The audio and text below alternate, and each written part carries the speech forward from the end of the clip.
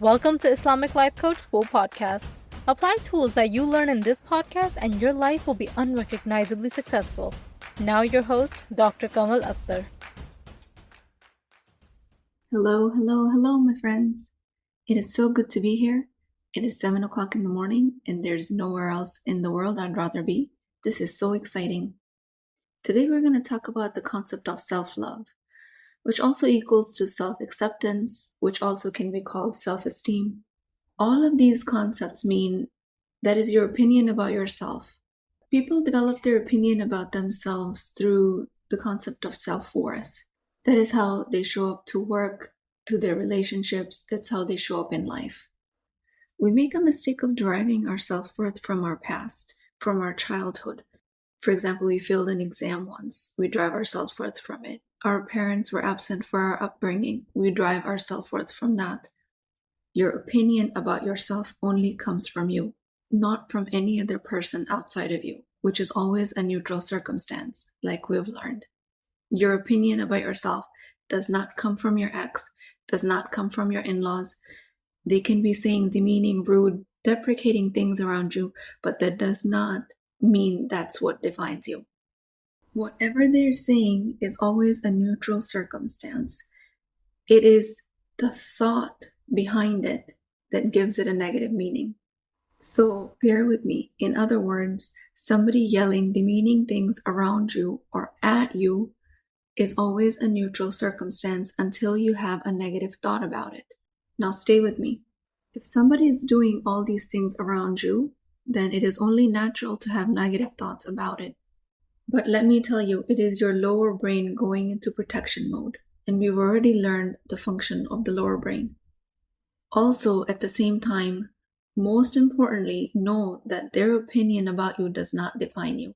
Only your opinion about you defines you. Now, knowing that, why would anyone want to think negative thoughts about themselves? How powerful is it to know that not anything negative anyone can say about me can make me feel anything until I have a thought about it? Once you place that thought filter between yourself and the person yelling at you, you have an aha moment. It's not them making you feel bad, it's yourself making you feel bad. They have convinced you that their opinion about you is the right one and not yours. That's where the mistake lies. So if and when you drop this baggage, your self-worth becomes your responsibility. And that, my friend, is great news because you are able to choose your thoughts. I have the freedom to believe whatever I want about myself. And that is the power of what is inside your skull, which is your mind. Oh boy, I love my mind. The mind is an amazing thing. I mean, I will take as much of my mind as I possibly can. It is such a powerful tool, and it applies to all of you. So think of it this way. A person yelling at you or demeaning you is actually just yelling around you. They do not determine your self-worth, only you do. It just so happens that they're around you. If you're having a hard time accepting that, then let me put it this way. By default, you're 100% worthy. You were born worthy. You were conceived worthy. You were conceptualized worthy. You die worthy, and you will still remain worthy. That's just a non-negotiable fact of life. You cannot take credit for being worthy. You cannot be more worthy than others. You cannot be less worthy than others. You are at all times 100% worthy, no matter what thoughts you're having about yourself. Once you understand this universal truth, it gives you the peace of mind. It takes the burden off of you for proving your worthiness. Then you can go on living your life and choosing the thoughts that serve you. Your 100% worthiness, your complete and utter worthiness, 100% of the time, is the universal truth. An abusive partner, abusive children, abusive boss cannot take that away from you. Not even abusive parents. Children are very impressionable, and if parents have been abusive to them growing up, we develop into a mindset of that's what we're worth. And that is very natural. But no, my friends, your past of an abusive relationship does not define you. You are 100% worthy no matter how much an abusive partner or parent treated you. Their abuse towards you had to do with their mindset. You are always worthy. Now, my friends, if it seems like I've beat that dead horse to death, that's because I have. You're going to hear me say this concept over and over again. If you forget it, I'll be here to remind you. Our brains do an exceptional job of forgetting our worthiness. Again, it's the lower brain's job. But our higher brain can always be there to rescue us, to remind us that we are 100% worthy. Now, based on this concept of 100% of the time, some people are genuinely scared about developing feelings of narcissism, meaning that if you're told to love yourself unconditionally, fear arises that you'll turn into a narcissist, that you'll think too much of yourself. Or when I tell people that that's what I'm teaching, they just turn around and tell me that I'm teaching narcissism. Now, let me tell you, there's a stark difference between knowing your self-worth, loving yourself unconditionally, and narcissism. Narcissism, as Dr. Google would define it, is excessive interest in or admiration of oneself with lack of empathy for others. Now, the defining characteristic of narcissism is that they don't care about their relationship with others as long as it serves their own validation, which is not at all what self-love is about. Narcissists will go to any length to feel validated, including hurting other people around them. And mostly that's where they derive their energy from.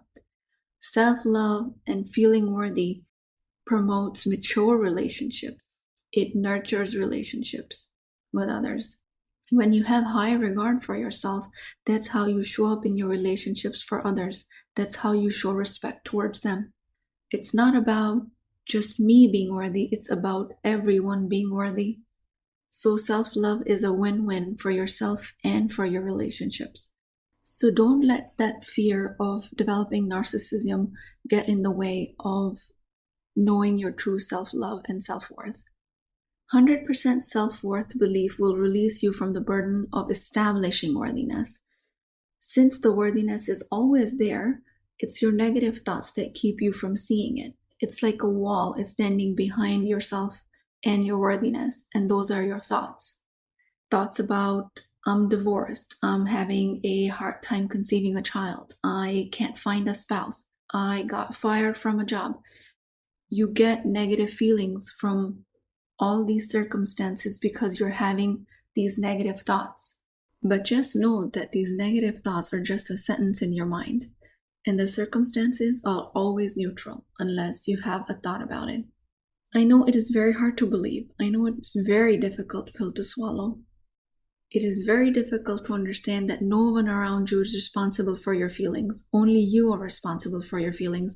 But once you do swallow that pill, you are completely free, because that is great news.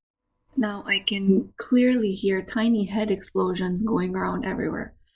How is it good news that I'm responsible for creating my negative thoughts around neutral circumstance? And that is because your negative thoughts are under your control. I'm not saying you're intentionally creating negative feelings or that you're a bad person for it. I'm saying you're responsible for them, which means that you have control over them, which is the best news ever, because that means you can control how you feel and you can change your thoughts. And how exactly is it that you do that? It's through the powerful tool of managing your mind. Your mind is the most powerful tool on the planet. You get to walk around with it 24/7. It's yours to keep. You have it with you at all times. It is with you.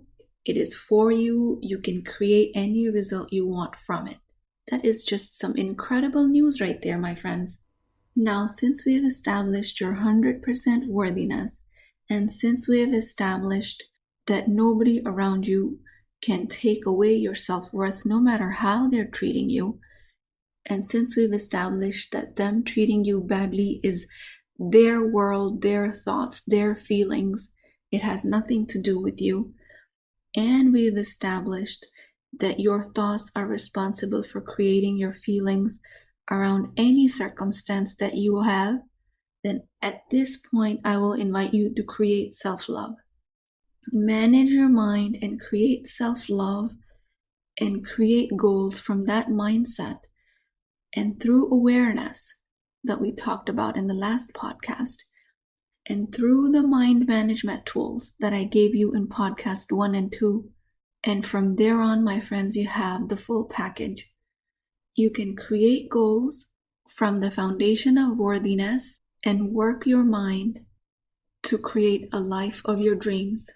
Today, right now, in this moment, not 1 year from now, not 10 years from now, not when you turn 40, 50, or 60, not after you've gotten out of this marriage, not after you've had children, not after you've succeeded in your career, but right now. It is such an exhilarating feeling to know that I can change my life right in this moment, just by utilizing what's between my ears and inside my skull, which is my mind. I pray to Allah subhanahu wa ta'ala that He helps us utilize the most powerful tool that He has given us and helps us utilize this mind to the best of our capacity so we can create self-love out of the unconditional worthiness that He has granted us. It was once again great talking to everyone, and I will see you guys on the podcast next time. Hey, are you thinking about coaching? I invite you to a complimentary consultation with me where I can help you define the solution to your problem, regardless if you choose to work with me in the Empowered Muslim Women program or not. So you really have nothing to lose. Access the appointment link through the show notes, and inshallah, I will see you there.